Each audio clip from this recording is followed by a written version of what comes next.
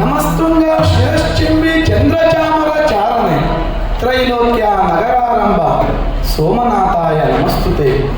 ಸೇನಾನಿಗಳಾದ ತಿಮ್ಮಣ್ಣ ನಾಯಕರೇ, ಮಹಾರಾಣಿ, ಮನುಷ್ಯನ ಜೀವನ ಎನ್ನುವುದರಲ್ಲಿ ಯೋಗ ಅನ್ನುವಂಥದ್ದು ಬಹು ಪ್ರಮುಖವಾದ ಪಾತ್ರವನ್ನ ನಿರ್ವಹಿಸುತ್ತದೆ. ಹೌದು. ಯಾವಾಗಲೂ ಅದೃಷ್ಟವನ್ನ ನಂಬಿಕೊಂಡಿದ್ದರೆ ಒಂದಲ್ಲ ಒಂದು ದಿನ ಅದೃಷ್ಟವೂ ಕೈ ಕೊಡುತ್ತದೆ ಎನ್ನುವುದಕ್ಕೆ ರಾಣಿಯಾದ ಅಬ್ಬಕ್ಕಳ ಜೀವನ ಸಾಕ್ಷಿಯಾಗಿ ಹೋಯಿತಲ್ಲ. ಹೌದು. ನನ್ನ ಜೀವನದಲ್ಲಿ ಯೋಗ ಪ್ರಬಲವಾಗಿದೆ. ಮೂಡಬಿದಿರೆಯ ಚೌಟ ಮನೆತನದಲ್ಲಿ ಹುಟ್ಟಿ ಬೆಳೆದ ನಾನು ಮಂಗಳೂರಿನ ಬಂಗಾರಸರ ಮನೆಯಲ್ಲಿ ಸೊಸೆಯಾಗಿ ಬಂದು ಸೇರಿಕೊಂಡೆ. ಆದರೆ ವಿಧಿ ಅನ್ನುವಂಥದ್ದೊಂದು ಇದೆ ಅಲ್ಲ, ಮನುಷ್ಯನ ವಿಧಿ ಅನ್ನುವಂಥದ್ದು ಒಂದೇ ರೀತಿ ಇರುವುದಿಲ್ಲ. ಕೆಲವೊಂದು ರಾಜಕೀಯ ಷಡ್ಯಂತರಗಳಿಂದಾಗಿ ಗಂಡ ಹೆಂಡಿರಾದ ನಾವಿಬ್ಬರು ಬೇರೆ ಬೇರೆ ಆಗಬೇಕಾಗಿ ಬಂತು. ಈ ಸಂದರ್ಭದಲ್ಲಿ ಗುರು ಹಿರಿಯರ ಆಶೀರ್ವಾದವನ್ನ ಪಡೆದು ಎಲ್ಲ ಗೌರವ ಆಧಾರಗಳಿಂದಾಗಿ ನಾನು ಉಳ್ಳಾಳದ ಪಟ್ಟವನ್ನ ಏರಿಕೊಂಡೆ. ಉಳ್ಳಾಳದ ಪಟ್ಟವನ್ನ ಏರಿದ ನಂತರ ಕಾಲದ ಪ್ರಭಾವವೋ ಅಥವಾ ವಿಧಿಯ ವಿಲಾಸವೋ ನಾ ತಿಳಿಯೇ ನನ್ನಲ್ಲಿ ಒಂದು ಸಮಸ್ಯೆ ಉದಯಿಸಿತು. ಪೋರ್ಚುಗೀಸರ ದಾಳಿ ನಮ್ಮ ಮೇಲಾಯಿತು. ಮೊದಲು ಸುಂಕದ ವಿಚಾರವಾಗಿ ಕಂಡು ಬಂದಂತ ಈ ವಿಚಾರ ನಮ್ಮ ನಡುವೆ ವೈಮನಸ್ಸಿಗೆ ಕಾರಣವಾಯಿತು. ಆ ನಂತರ ಹೀಗೆ ಮುಂದುವರಿಯುತ್ತಿರುವ ಸಂದರ್ಭದಲ್ಲಿ ಕೇವಲ ಮಂಗಳೂರನ್ನೇ ಆಕ್ರಮಣದ ನೆಲೆಯಾಗಿರಿಸಿಕೊಂಡ ಪೋರ್ಚುಗೀಸರು ಕ್ರಮೇಣ ಉಳ್ಳಾಳದ ಕಡೆಗೆ ಬಂದರು. ಈ ಸಂದರ್ಭದಲ್ಲಿಯೇ ನೋಡಿ ಈ ಸ್ತ್ರೀ ಶಕ್ತಿ ಜಾಗೃತವಾದದ್ದು. ನಿಮ್ಮೆಲ್ಲರ ಸಹಕಾರವನ್ನು ಎಂದಿಗೂ ಮರೆಯಲಾರೆ. ನಮ್ಮಲ್ಲಿ ಜಾತಿ ಸಂಘರ್ಷವಿಲ್ಲ ಅಥವಾ ವರ್ಗ ಸಂಘರ್ಷವೂ ಇಲ್ಲ. ಹಿಂದುವಾಗಲಿ ಮುಸಲ್ಮಾನನಾಗಲಿ ಕ್ರೈಸ್ತನೇ ಆಗಿರಲಿ ಅವನಲ್ಲಿ ಸಾಮರ್ಥ್ಯ ಇದೆ ಎಂದಾದರೆ, ಆತನಿಗೆ ಉಳ್ಳಾಳದ ಕುರಿತಾದ ನಿಷ್ಠೆ ಇದೆ ಎಂದಾದರೆ ನಮ್ಮ ಸೇನೆಯನ್ನು ನಾವು ಸೇರಿಸಿಕೊಳ್ಳುತ್ತಿದ್ದೇವೆ. ರಾಷ್ಟ್ರ ರಕ್ಷಣೆ ಪ್ರಜೆಗಳಾದ ನಮ್ಮೆಲ್ಲರ ಕರ್ತವ್ಯ ಅಲ್ಲವೇ ತಾಯಿ? ಹೌದು ಸೇನಾನಿಗಳೇ, ಹೀಗೆ ಬಂದವರನ್ನು ನಮ್ಮ ಇದರಲ್ಲಿ ಸೇನೆಯಲ್ಲಿ ಸೇರಿಸಿಕೊಂಡಿದ್ದೇವೆ. ನೀವು ಈಗಾಗಲೇ ಮೊನ್ನೆ ನಡೆದಂತ ಘಟನೆಯನ್ನು ನೋಡಿದಿರಲ್ಲ, ಮಗವೀರ ವೀರರು ಮಾಡಿದಂತಹ ಸಾಹಸಕತೆಯನ್ನು ಕೇಳಿದಿರಲ್ಲ. ಪೋರ್ಚುಗೀಸರ ನೌಕೆಗಳು ನಮ್ಮ ಊರಿಗೆ ಬಂದು ನಿಂತಹ ಸಂದರ್ಭದಲ್ಲಿ ಮಗವೀರರು ಕೆಚ್ಚೆದೆಯಿಂದ ಹೋರಾಟ ಮಾಡಿದ ಆ ವಿಚಾರಗಳನ್ನು, ಎಂತಹ ಕೆಚ್ಚೆದೆಯ ಆ ಸಾಹಸಗಳನ್ನ ಕೇಳುತ್ತಿರುವಾಗಲೇ ನೋಡಿದಂತ ನನ್ನ ಮೈ ರೋಮಾಂಚನಗೊಳ್ಳುತ್ತಾ ಇದೆ. ಅಂತಹ ಒಂದು ಸೇನಾಪಡೆಯನ್ನು ಹೊಂದಿರುವಂತಹ ನಾನು ಧನ್ಯ ಅಂತ ಅನಿಸ್ತದೆ. ಅವರ ಈ ಸೇನಾಪಡೆ ಇರುವ ಕಾರಣಕ್ಕಾಗಿ ತುಳುನಾಡಿನ ಗೌರವ ಆಕಾಶದೆತ್ತರಕ್ಕೆ ಬೆಳೆದು ನಿಂತಿದೆ ಎನ್ನುವುದಾಗಿ ಭಾವಿಸಿಕೊಂಡವಳು ನಾನು. ಯಾವುದೇ ಹಮ್ಮು ಬೆಮ್ಮುಗಳಿಲ್ಲದೆ, ಯಾವುದೇ ಅಹಂಕಾರವನ್ನ ಪಡೆದೆ ನಾನು ಅಲ್ಲಿ ಆ ಗದ್ದುಗೆಯನ್ನು ಏರಿದವಳು. ಹೀಗಿರಬೇಕಾದರೆ ಯುದ್ಧವನ್ನೇ ಮಾಡಿಕೊಂಡು ಬಂದಂತಹ ಪೋರ್ಚುಗೀಸರ ಇಬ್ಬರು ಮುಖ್ಯಸ್ಥರನ್ನ ನಾವು ಸೆರೆಯಾಳಾಗಿ ನಮ್ಮ ಬಂದಿಖಾನೆಯಲ್ಲಿ ಬಂಧಿಸಿಟ್ಟಿದ್ದೇವೆ. ಆದರೆ ಏನು ಮಾಡೋಣ? ನನ್ನ ಯೋಗವು ಅಥವಾ ನನ್ನ ಯೋಗ್ಯತೆಯು ಅವರು ಶರಣಾಗತರಾದರು. ಶರಣಾಗತರಾದವರನ್ನ ಕ್ಷಮಿಸಬೇಕಾದದ್ದು ನಮ್ಮ ಧರ್ಮ. ಹೌದು ತಾಯಿ. ತಿದ್ದಿಕೊಳ್ಳುವುದಾದರೆ ತಿದ್ದಿಕೊಳ್ಳಲಿ. ಅಪರಾಧಕ್ಕೆ ಶಿಕ್ಷೆ ಹೊರತು ಅಪರಾಧದ ಹಿಂದೆ ಇರುವ ವ್ಯಕ್ತಿಗೆ ಅಲ್ಲವಲ್ಲ ತಾಯಿ? ಹೌದು ಸೇನಾನಿಗಳೇ, ಈ ರೀತಿಯಲ್ಲಿ ತಿದ್ದಿಕೊಳ್ಳುತ್ತೇನೆ ಎಂದವರಿಗೆ ನಾವು ಏನು ಮಾಡಲು ಸಾಧ್ಯ? ಅವರನ್ನ ಬಿಟ್ಟು ಬಿಡುವುದು ಒಳಿತು ಅನ್ನುವಂಥದ್ದು ನನ್ನ ಭಾವನೆ. ತಿದ್ದಿಕೊಳ್ಳುವುದಿದ್ದರೆ ತಿದ್ದಿಕೊಳ್ಳಲಿ, ಎಲ್ಲಿಯಾದರೂ ಹೋಗಿ ಬದುಕುವುದಿದ್ದರೂ ಬದುಕಿಕೊಳ್ಳಲಿ ಎನ್ನುವುದು ನನ್ನ ಇಚ್ಛೆ. ಹೀಗೆ ಇರುವಂತಹ ಸಂದರ್ಭದಲ್ಲಿ ಇನ್ನೂ ಕೆಲವರಿದ್ದಾರೆ, ಕುತರ್ಕಿಗಳು, ಕುಹಕಿಗಳು. ಅಂತವರು ಕೆಲವರು ನಮ್ಮ ಸೇನೆಯನ್ನು ಸೇರಲಿಕ್ಕೆ ನೋಡುತ್ತಾರೆ. ಅಂತವರಿಗೆ ನಮ್ಮ ಸೇನೆಯಲ್ಲಿ ಸ್ಥಾನವಿಲ್ಲ. ಯಾಕೆಂದರೆ ಇಂತಹ ಕುಹಕಿಗಳಿಗೆ ಆ ಪೋರ್ಚುಗೀಸರಿಗೆ ಏನು ವ್ಯತ್ಯಾಸ ಇದೆ? ಆದ್ದರಿಂದ ಒಳ್ಳೆಯ ರೀತಿಯಲ್ಲಿ ದಕ್ಷರಾಗಿ ಒಂದು ಒಳ್ಳೆಯ ಮನಸ್ಸಿನಿಂದ ಬಂದದ್ದೇ ಆದರೆ ನಮ್ಮ ಸೇನೆಗೆ ಸೇರಿಸಿಕೊಳ್ಳುವ. ಒಂದು ವೇಳೆ ನಮಗೆ ಶರಣಾಗತರಾದಂತಹ ಇಂಥವರನ್ನು ನಾವು ಖಂಡಿತ ಬಿಡುಗಡೆ ಮಾಡೋಣವೇ? ಒಳ್ಳೆ ಕಾರ್ಯ ತಾಯಿ. ಅವರು ಕೂಡ ಸಮಾಜದ ಮುಖ್ಯವಾಹಿನಿಯಲ್ಲಿ ಬಂದು ಎಲ್ಲರ ಜೊತೆ ಸೇರುವುದಾದರೆ ಸೇರಲಿ. ಎಲ್ಲರ ಜೊತೆ ಸೇರಿ ಒಳ್ಳೆಯ ಜೀವನ ನಡೆಸುವುದಾದರೆ ನಡೆಸಲಿಕ್ಕೆ. ಹಾಗೆ ಆಗಲಿ.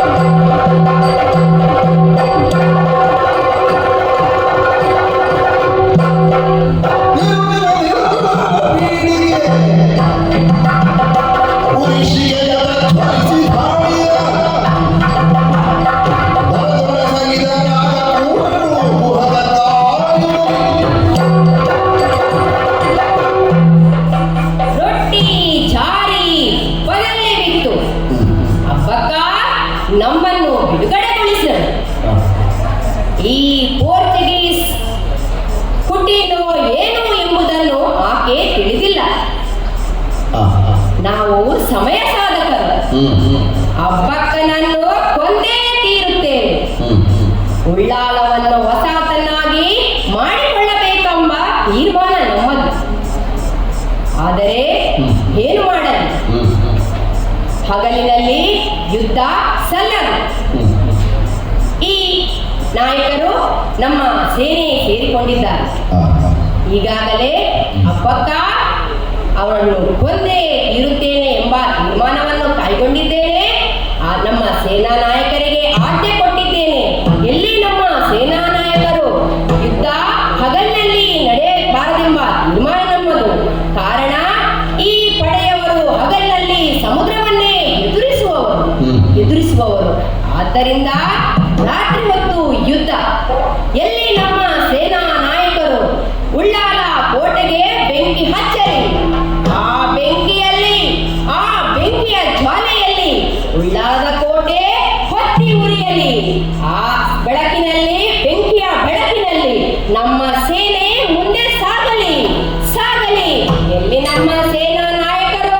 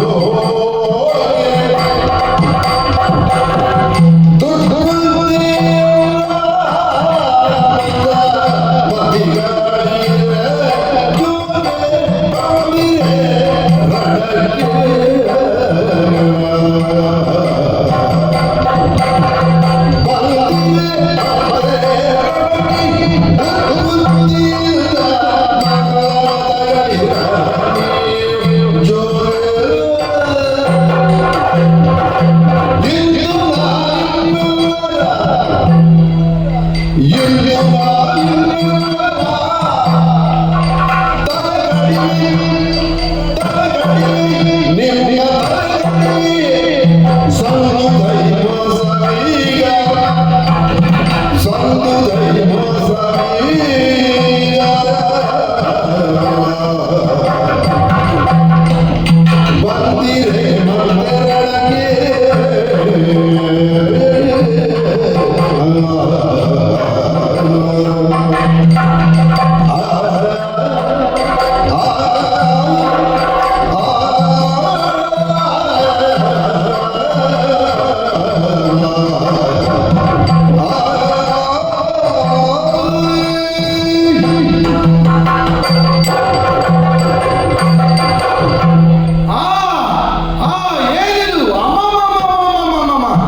ಬೆಂಕಿಯ ಜ್ವಾಲೆ ಎಲ್ಲ ಕಡೆಗೂ ವ್ಯಾಪಿಸ್ತಾ ಇದೆ.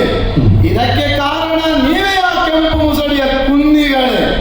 ಏನು ಏನು ನಿಮ್ಮನ್ನು ಇದೇ ಕೆಲವೇ ಹೊತ್ತಿನ ಮೊದಲು ಕ್ಷಮಾದಾನವನ್ನು ನೀಡಿದ್ದೇನೆ. ನಾನು ನೀಡಿದಂಥ ಕ್ಷಮಾದಾನವನ್ನ ನನ್ನ ದೌರ್ಬಲ್ಯವೆಂದು ತಿಳಿದು ಮುನ್ನುಗ್ತಾ ಬಂದಿದ್ದೀರಿ. ನಿಮ್ಮನ್ನು ಬಿಡಲಾರೆ ಬಿಡಲಾರೆ.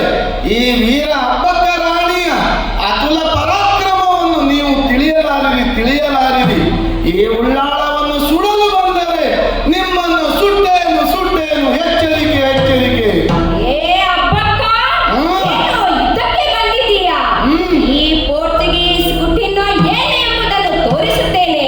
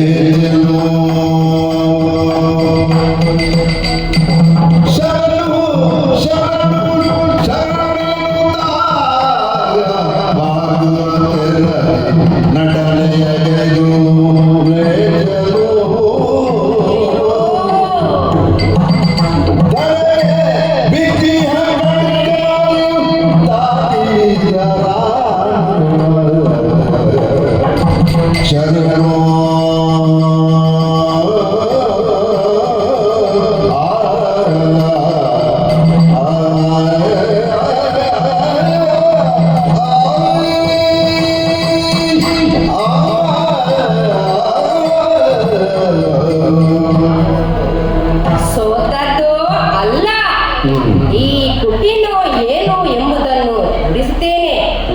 ಪಕ್ಕನ ಕಾಲು ಹಿಡಿದು ನೆಲಕ್ಕೆ ಬಿದ್ದಿದ್ದೇನೆ. ಕಾರಣ ಏನು ಗೊತ್ತೇ? ಅಲ್ಲೇ ಹತ್ತಿರದಲ್ಲಿ ಬಿದ್ದಿರುವಂತ ಕತ್ತಿಯನ್ನು ಎತ್ತಿ ಆ ಪಕ್ಕನ ಬೆನ್ನಿಗೆ ತಿರುಗಿದ್ದೇನೆ.